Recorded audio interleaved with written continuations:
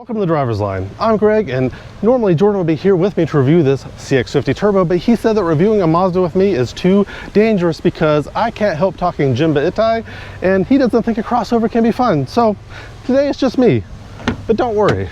Jordan will be back as soon as I stop quoting Bob Hall and Tetsu Kasahara.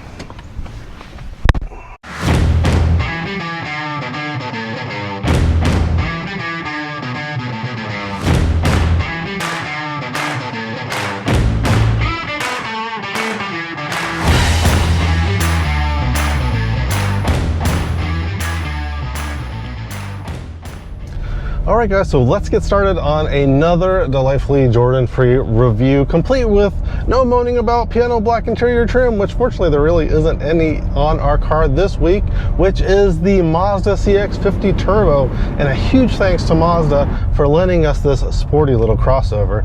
So if you like car reviews, news, and shenanigans like our European road trip special, smash that like button and subscribe for more automotive action. Now, let's see what this CX-50 Turbo can do. All right, so here she is, the 2025 Mazda CX-50 finished in Wind Chill Pearl. This shade comes straight from both the Mazda and Toyota paint catalog, so yes, it's premium and crisp enough that even your sunglasses are gonna squint back at it when it is pointing in the sunlight. So dimensional specs, the CX-50 stretches about 185.8 inches long, rolling on 110.8 inch wheelbase, standing roughly 64 inches tall and about 80 inches wide. It's a little bit longer and a little bit wider than its cousin, the CX-5, but the overall height is actually a little bit lower, which Mazda did intentionally to allow customers easier access to things they want to mount up on the roof, to better fit their active lifestyle. So Mazda also gave the CX-50 a rugged crossover look with these wide fenders, squared off wheel arches, trimmed in black plastic, and all that dramatic lower body cladding. It's kind of like it's wearing armor, but not shouting about it. Then there's also the lighting package. We've got full LED everywhere, DRLs, headlights with adaptive lighting and auto leveling, all crisp and modern. Toss in the power folding mirrors with the integrated turn signals, shark fin antenna, sporty dual exhaust, rear privacy glass, and boom, you are stylish without even trying.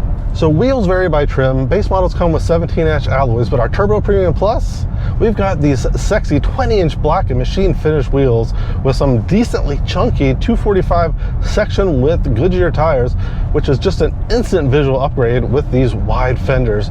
Ground clearance on our tester is about 8.6 inches, so you've got enough height to feel adventurous without being, a mountain goat. And hey, we've got Mazda's iActive all-wheel drive standard across every single trim of the CX-50, so you know what? It actually walks the walk too. So all in, I still dig how this looks, even though it debuted all the way back in 2022, since it really nails that balance between sleek and rugged, kind of like showing up to a camping trip in designer hiking boots. Mazda has strongly hinted that we're going to be getting a mid-cycle refresh here of the CX-50 for 2026, and I really hope that it looks just as good as this one does moving forward. So next up, we're going to keep this sunshade open and bright and see if this interior lives up to the hype. So stepping inside the CX-50, and the first thing you notice is how nicely upscale Mazda's interiors have become. These front seats, they're neatly trimmed in black leather with brown detailing and firm enough for some spirited driving, but also soft enough for, some nice, decent, easy grocery runs around town. Think driving shoes that feel like slippers, since they're lacking maybe just in a little bit of lateral support. But they are also heated and cooled on our Turbo Premium Plus tester with 8-way power for the driver and 6-way power for the passenger. Rear passengers also get some love too with outboard heated seats as well on this trim. So in terms of space, you've got about 41.7 inches of legroom up front and 39.8 in the back. Solid for, little league carpools or weekend escapes. That's also slightly more legroom than the RAV4 offers and gives the CX-50 a little bit less of a cramped feel. So headroom clocks in about 38.6 inches up front and 37.5 in the back, enough to feel airy, but definitely limited by this lower roof design. I'm only about 6 feet tall and only have, just a few inches to spare with the extra space taken up by this sunroof. It's not a deal breaker, but it's something that you're definitely going to want to investigate on a test drive if you are on the taller side of things. So cargo space is definitely enough to be useful as well. We've got 31.4 cubic feet behind the rear seats and about 56.3 when they're dropped. That's definitely enough for your weekly trip to Costco, but it does trail a bit compared to the RAV4, the Forester, or even Honda's CR-V, which are definitely some of the bigger sellers in this segment.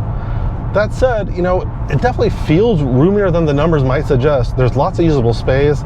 We've got big windows, and this panoramic roof definitely help, you know, make this interior feel a lot more spacious. One thing that I don't like though is the center console. We've got this split opening design, which doesn't make a lot of sense. We've got two buttons and each piece opens individually. Just give me a normal console lid that opens up, Mazda. That makes it a lot more straightforward for drivers trying to fish something out of there. But we've got, you know, front seats that pamper us, we've got back seats that keep us toasty and don't scrimp on space, and we've got a trunk back there that's practical even though it's not, you know, skyscraper sized. It seems that Mazda knows that you're going to live in it with, you know, your kids, your dogs, your camping gear, or maybe even your entire Amazon cart.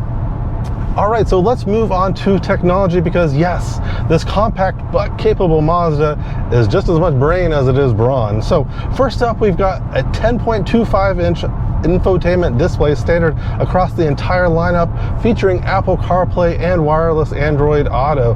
It's not a touchscreen, but it's instead driven by a kind of chintzy feeling little knob down here. You can kind of hear it going a little bit right now, and it doesn't sound particularly good. For something that's going to be touched frequently, you know, I think we would expect something a little bit higher quality Mazda, but maybe we want to change that when we go ahead and do that mid-cycle refresh that's coming up. Plus, Alexa is built in. That means you can ask it to call your buddy, change the tunes, or, you know, heck, just say, Alexa, tell Jordan I said hi, completely hands-free. Sound-wise, the base models get an 8-speaker system, but our tester has a 12-speaker Bose audio system with surround effects. It turns road noise into better background music. We've also got all the other swag that you expect in this segment. Dual zone climate control, wireless charging, Mazda connected services, excellent driver assistance suite with 360-degree cameras, lane departure, adaptive cruise, blind spot monitoring, which displays in this excellent HUD. That is one of the things I absolutely love about the tech in this Mazda, is they have pulled that data right into the HUD, so you can see when there's a car sitting in your blind spot just by looking at the HUD. Also includes your navigation as well, so it's a really useful tool, keeping your eyes up forward on the road where they belong. All right, so moving on to performance, under the hood, the CX-50 gives you a 2.5-liter Skyactiv G turbo. Pour in 87 octane and it's going to produce about 227 horses and 310 pound-feet, but give it the good stuff and pour in that 93 octane and it produces 252 horsepower and 320 pound-feet of twist. It's the same car, but kind of like after I had a strong coffee, just a bit of turbo lag off the line, and then it absolutely rips once it hits that boost. All right, so power delivery is backed up by a good old 6-speed automatic and Mazda's predictive iActive all-wheel drive, which is standard across the entire lineup. So this system engages the rear wheels when they're needed, maximizing efficiency without sacrificing grip. So how quick? So when you've got the good stuff in the tank, the CX-50 can rip 0 to 60 in about 6.5 seconds and trip the lights in the corner about 15 seconds flat at 92 miles per hour. That's pretty sprightly for a compact SUV that looks kind of adventurous in jeans. All right, so handling is also Mazda good, which is to say really good from basically anybody else. We've got McPherson struts up front, torsion beam out back, but with Mazda's tuning and the steering feel they've put into this thing, it does a lot to inspire confidence. You feel that Miata DNA all throughout this vehicle, and the influence of the Miata godfather Bob Hall still living in this car today. It feels like a hot hash on some stilts. The only complaint I do have is the steering feels overweighted in low speeds in a parking lot, making a turn. It feels like you have to give a little bit more heft than you really need to, so it definitely feels artificial and overly weighted up. So on to the fuel numbers. So expect about 23 in the city, 29 on the highway for our turbo, which is only down 2 miles per gallon over the base model, which is really impressive.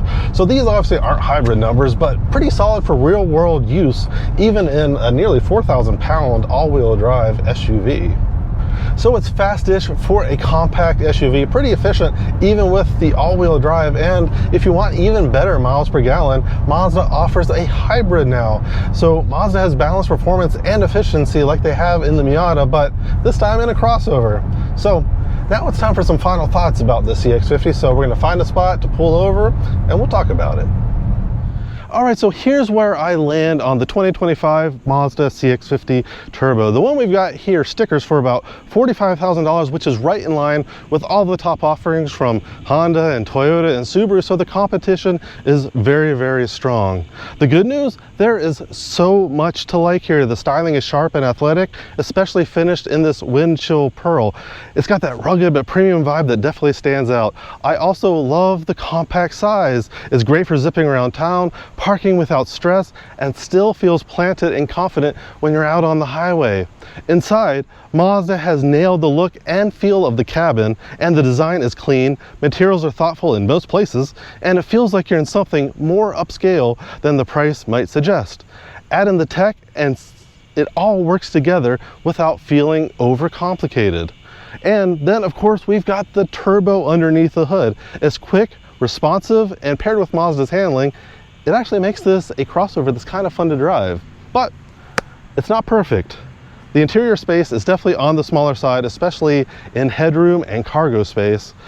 And there's a few spots inside that feel a little bit cheaper than you might really expect in a $45,000 SUV. And the steering, well, it's great when you're out on the road, but when you're zipping around a little parking lot like we're in right now, it feels a little bit overweighted and kind of artificial. So the bottom line is the CX-50 Turbo is stylish, athletic, and packed with personality. It's basically the espresso shot of compact SUVs. Thank you so much for watching. We'll see you next time. Thanks for joining us on The Driver's Line. Hit that like button to subscribe for more car reviews, specials, and podcasts. A special shout out to our partner Drive Shop for fleet management, keeping us fueled up and on the road, enabling us to keep bringing great content to you.